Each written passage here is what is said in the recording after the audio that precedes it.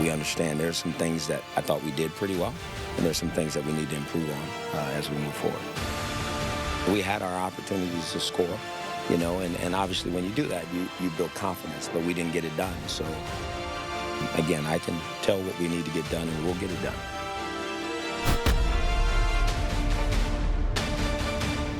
Hi, everybody. Welcome to Dawg Pound Report. Green Bay is in the rearview mirror. Atlanta straight ahead on Thursday night. Welcome inside the show. Dawg Pound Report. We do this every Sunday morning at 11:30. Always happy to be with you. Nathan Zagura is here. Matt Wilhelm is here. And, guys, let's just kind of go through what we saw quickly. Just your initial thoughts on what we saw Friday night. Overall, not good enough. I think Hugh Jackson probably wanted them to be more efficient with the football, take care of it, something he's preached the whole time. He had the 2 turnovers.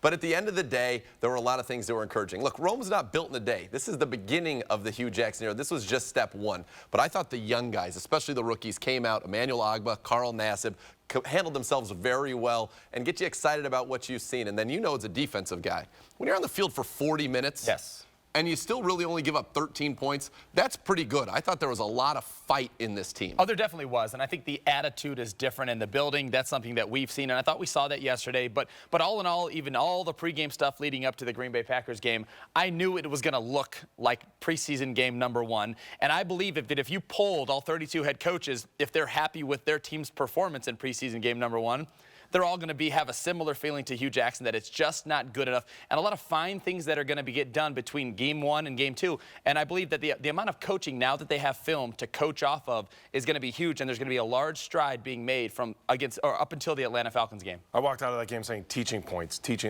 Absolutely. lot of teaching points from that. All right, what did Hugh Jackson think about the game? Well, here's what he had to say. And we have some work to do everywhere. Like I just told our team, you know, it's good to get out and get in the game against a different opponent, but it kind of gave us an idea of where we are. And we got to get better, and we need to get better in a lot of different areas, and I think we understand that. And we'll go back to work on Sunday, and we'll get after it.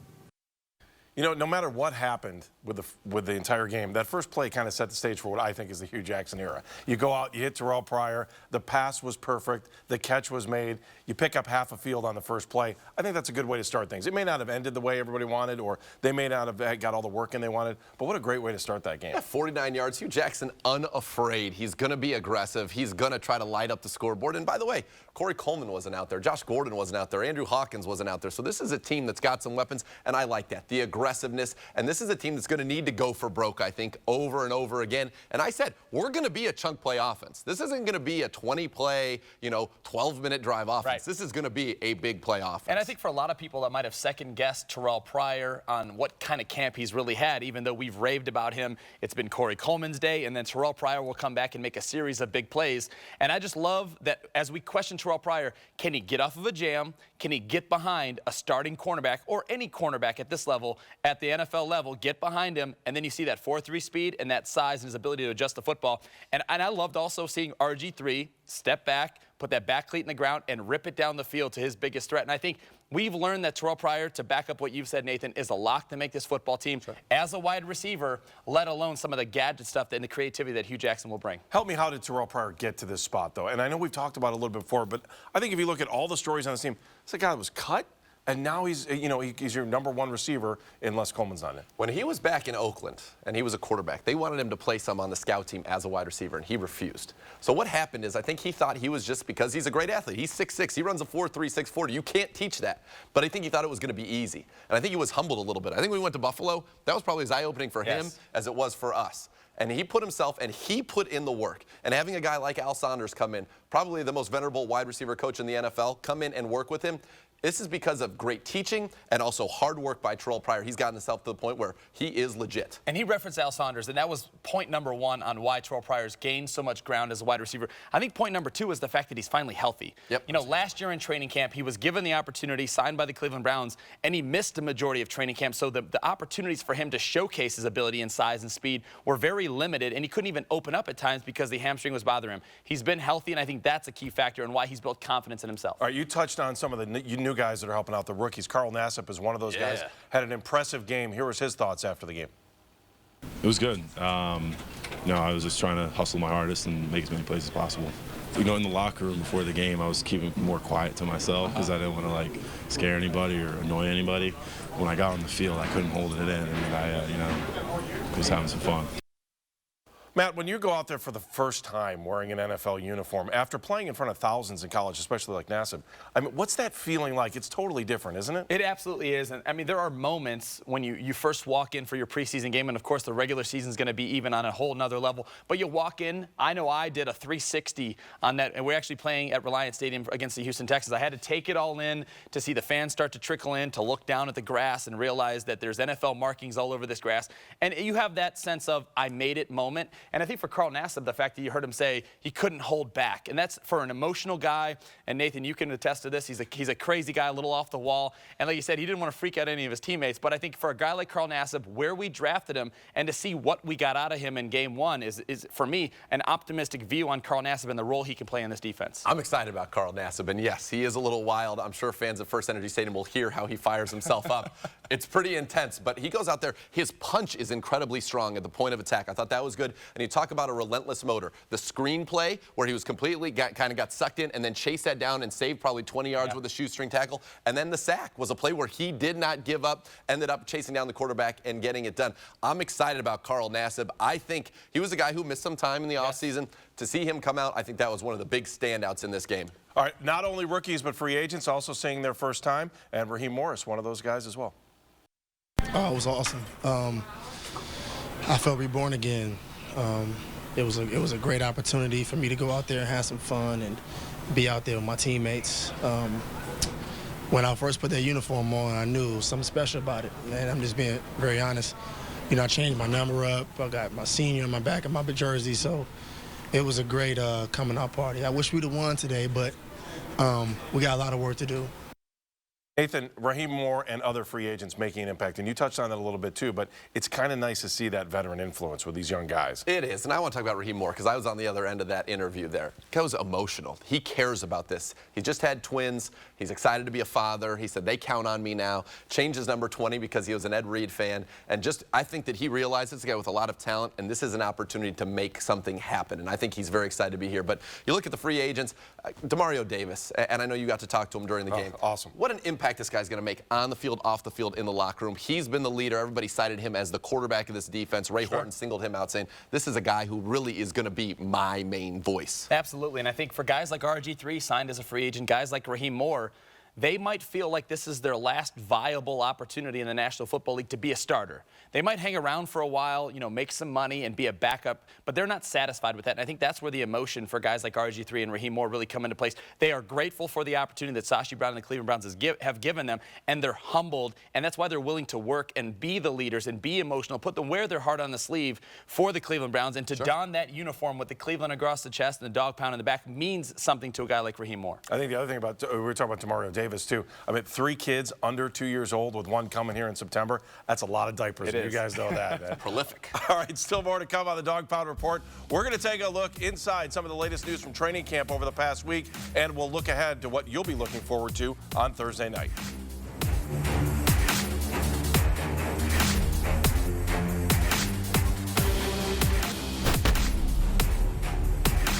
Dawg Pound Report. We're taking a look back at what happened in Green Bay on Friday night, and we're going to look ahead here in just a few moments. Let's talk about RG3. And you know, he took the ball down the field that first drive. It was exciting to watch. He had energy, he had passion, and everybody seemed to be on the same page. Even the offensive line, even with little mishaps here and there, they were all on the same page. And I think the thing about RG3 that impressed me the most wasn't the play on the field, was watching him on the sidelines constantly talk to people over and over again, because you've got Gary Barnidge on that play that looked like it could have been a touchdown turned into an interception. He was talking to him for almost a quarter after that. Your thoughts on RG3? Yeah, he's embraced the role of being the leader and the quarterback of this football team. And I thought RG3 came out, he had a good game, the big first pass, and I thought the pass to Terrelle Pryor on 3rd down was the best. Went through all of his progressions, came back to Pryor, threw a strike in there. He took some hits. That's always a question with Robert Griffin III, and looked good in there. Obviously, the interception seemed to be maybe a little miscommunication with him and Barnidge, but you talk about him on the sideline, Andy. He was over there talking with Barnidge, and when Cody Kessler went in, he and McCown were the first 2 guys after that touchdown to congratulate him. And you know who spent a lot of time with RG3? Corey Coleman was in every quarterback huddle on the sideline, and I loved seeing that. That's a great thing, and just really quickly, RG3, the one thing that I loved was, a young, immature RG3 early in his league, when that pocket began to break down, it was 2 seconds and I'm out. I'm going to use my athleticism, and that's when RG3 got hurt. That's when RG3 is throwing on the run, and he's not as accurate. He stood in that pocket, which is what Hugh Jackson and Pep Hamilton have coached him over the last 5 months to do, and he was able to deliver it down the field. And, of course, I think that, and I'll have to go back and watch it, but I think that RG3 touchdown, or the interception, he gets blamed there. But I don't know if it might be Barnidge might be just a little bit out of sync, and with Barnidge want to bend that in behind that linebacker in front of the safety more than, and RG3 threw it to a spot. All right, here's what RG3 had to say about his performance on Friday night. Like I said, it's an honor. It's an honor to be, one of 32 in this league. So you take that, you respect that, and you continue to go out and work and try to get better. No, every day you come out here, you work hard, you try to execute the offense to the best of your ability. It's an everyday thing. There's never a day off. There's never a sense of relief. You constantly got to be working to get better. No, we had a chance to talk to him on Thursday, Nathan. We were in that big group with him, and I just really feel like he is embracing this second chance like nobody understands. Oh, I think he feels like he has a lot to prove and a chip on his shoulder. Robert Griffin III believes in himself and believes this is the opportunity, paired with Hugh Jackson, to show the world what he's capable of. Yeah, there's pressure on this guy. He's got to right a lot of wrongs because the national narrative is that he's a bad guy personally and not quite the quarterback that he was drafted to overall. All right, so you saw this on the field. There were some things you probably didn't see on the field, and that was Joe Hayden. Now, Joe didn't play because he's hurt, but Joe was in every conversation you could see on the sidelines, and he was excited to return back to practice this week. I think they're doing a really good job of just taking their time. I think a lot of it is precaution, just making sure that they're knowing that it's no rush right now to get back, but just trying to get back as soon as possible. And whenever I'm ready, like full percent to be able to go, then they'll put me back in there. Knowing that when I come back, just being able to have a full secondary and start to make those calls, make those checks. I don't think that we're too far behind, but we definitely got some catching up to do with the offense.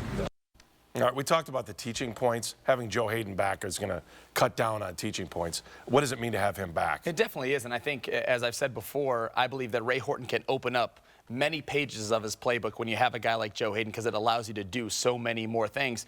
And I do believe that while some people might have the narrative that they expect, even though Joe Hayden might have that ankle injury, that we rest him until it matters, sure. I think Joe Hayden needs to get out there and get some live action in these games. And that's something that Ray Horton can do with his calls to make sure he gets out there, he gets comfortable and competitive again, which he hasn't in a long time. All right, going back to the whole flow of things, and you talk about RG3, he's also working with a new center in Cam Irving, who's getting used to his positioning and being a center in every game. Here's what Cam had to say. Well, it's been coming along really well, man. Like I said, I've just continued to just learn and be a student of the game.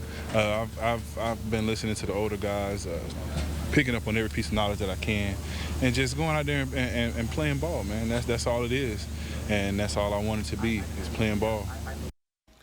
What did you think of Cam on Friday night? Some good, some bad. It was good to see him out there. I think technique-wise, he's obviously much more comfortable at the center position. There seemed to be some miscommunications, though, whether it be between he and Isaiah Crowell or the line.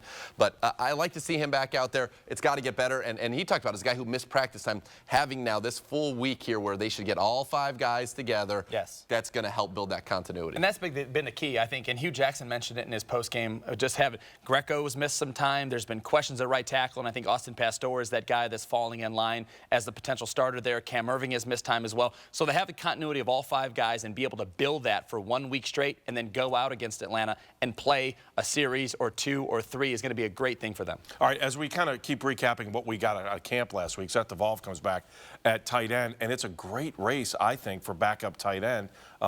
Just your thoughts. I'm like this side. I love watching the tight ends, and to have him back in the mix, the competition gets even tighter. Well, they made an investment in this guy in the 4th round, so they obviously like Seth DeVolve, but he's got to get out there. Connor Hamlet has looked very good, and if Josh McCown weren't just a little over the line of scrimmage, he would have had a touchdown in the first preseason game. E.J. Bibbs, we know how solid he is, and then they like Randall Telfer, the guy they drafted in the 6th round last season, as a big physical guy. So it's important for DeVolve to get out there. He's supposed to be that mismatched tight end, another weapon in the passing game. The guy looks like a genetic freak. I'm excited to see him out there. All right, we talked about the tight ends. Let's talk about the wide receivers, and we get the coach's perspective. Al Saunders on this. I tell you what, it's exciting. You know, really. I mean, working with those guys and the effort and energy they put forward ever since OTAs, the hard work they're doing on the field, watching every one of those guys improve in their technique and skill, and, you know, it's a wonderful group. My goal is, first of all, is that every single guy sitting in this room has an opportunity to enjoy a career in the National Football League, some way, shape, or form. You know, there's only so many seats in our boat, but there are a lot of lifeboats out there around the league that they may have an opportunity to fill. All right, let's talk about the boat. How many guys are going to be in there with a paddle, and how many are going to be swimming for another team? When this I think at this point right now, after one preseason game, we really don't know. Could it be 6? Could it be 7? I know the injury to Rennell Hall, who will probably hit the injury reserve, will affect that number. But I'll tell you what, I love what Alessandro said, and this just goes to show how much he actually cares about, A, his job with the Cleveland Browns, and then the 10 or 12 guys that make up his wide receiver room. He understands there's only going to be 6 or 7 seats in that boat, but he's going to coach them hard so that if they don't make it here in Cleveland, they have an opportunity to take his coaching and catch on somewhere else. All right, Matt, looking forward to talking to you throughout the week. When we come back, the Mad Scribble, Andrew Gribble, breaks down the Browns through training camp and looks ahead to Atlanta.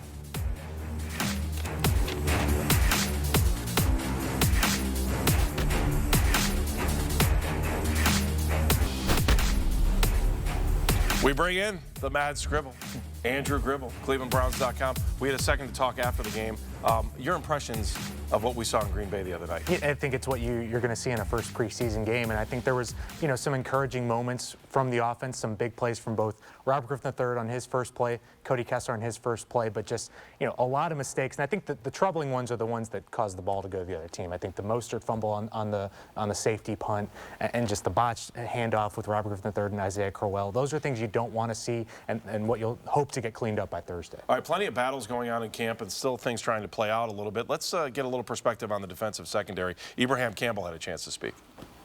It was a tremendous opportunity to come in and be running with the ones this year, and I made sure that I kind of did everything I could in preparation for that opportunity, and I've just been working every day to make sure that I took full advantage of it, because no matter how much film you watch and those types of things, there's no substitute for experiences. So I'm cherishing every opportunity that I have on the field, every rep that I get in practice, whether it be individual drills, whether it be team drills, 7-on-7.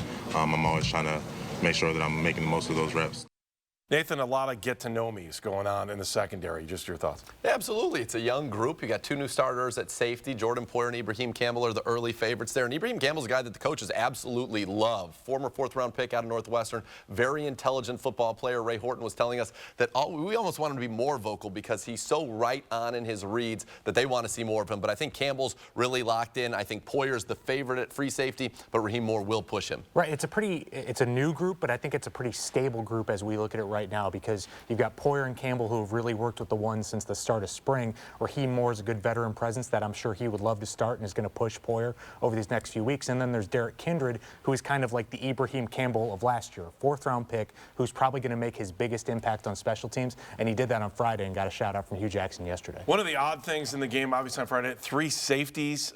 Cody Kessler was a part of 2 of those. What do you think of the young quarterback in his first experience walking out there at Lambeau Field? So I had the opportunity when we were boarding the team flight up. I walked up the long stairs with Cody Kessler, and so we got to talk about the game, and he's like, man, talk about the best of times and the worst of times. He said, my first play, the touchdown, as you see it here, a beautiful back shoulder throw to Hollywood Higgins. That was right in front of me, and it was funny. He told Higgins that if this guy presses you, I'm throwing the back shoulder. Be ready. That's what they got. So you like that recognition, perfectly thrown ball, and then, of course, you had the issues with the safety. Now, that field's a little bit tough to see. It's a thin line and then another thin line. He thought he was still in bounds, but obviously something he's got to clean up. And on the last play, he told me he was really frustrated because he tried to step up in the pocket, and Ricardo Lewis had broken free. He said, if I just could have gotten that ball in the air, that would have been a walk-off touchdown, and he was excited about it. But good learning experience for him. That's what he said to me. He said, I kind of got that. I got my feet wet. That's behind me now. And Cody Kessler had fun out there, some good, some not so good. You got plenty of room to grow. And I think the one thing you don't have to worry about is him getting false confidence out of this first start. I think that maybe you would have if he had played that one play and thrown a touchdown and thought that this was the easiest thing in the world. But, you know, I think he's going to learn from those mistakes when he's in the season. That line between those 2 lines is going to be a shade of green or something along those lines to help him out. But as Hugh Jackson said, really no excuses on that kind of play. I'm sure he'll never do that again, but there's probably going to be more mistakes in the future, and that's why he's someone that you would like to grow and develop and probably be that 3rd guy in your quarterback room. I don't think I've ever noticed the back of the end zone not being filled in white until that was on on Friday night. Let's move forward now. Atlanta on Thursday night. How long do we expect the starters to play in this one? Who's going to try to get more work in, and what battles should we watch for on Thursday? Well, I think first off, I look at the defense because they only got one series. It was a really long one on Friday, but I would expect a little bit more out of that group. Maybe you get a kind of a rebound performance against the run because I think they would have liked to done better. Even though they didn't allow any points, they want to make some stops and get off the field in a little bit faster fashion. Maybe a couple more series out of the offense and maybe try to establish a running game, which really one carry for both Crow and Duke. You're going to do more than that in the season. What do you think? Yeah, I think you're going to see more of the first team. I'd say they get into the second quarter this time, so multiple drives, and hopefully Corey Coleman's back, hopefully Hawkins is back, maybe even Josh Gordon, so we'll really see them open it up. But what I'm interested to see is how the wide receivers are used, because those rookies didn't get in there until very late in the game. Hollywood Higgins had a touchdown, Kessler's first pass touchdown, Higgins' first catch touchdown, to see how that playing time divvies out, because I think that's going to be a big battle. And then defensively, what changes are made? Does Tracy Howard ascend after a very good game? Does Dominique Alexander ascend? I think you're going to learn a lot about how the coaches felt about this first game by the way the lineups change in game 2. All right, it's your turn on Dawg Pound Report. Next, we'll answer some Twitter questions. Stick around.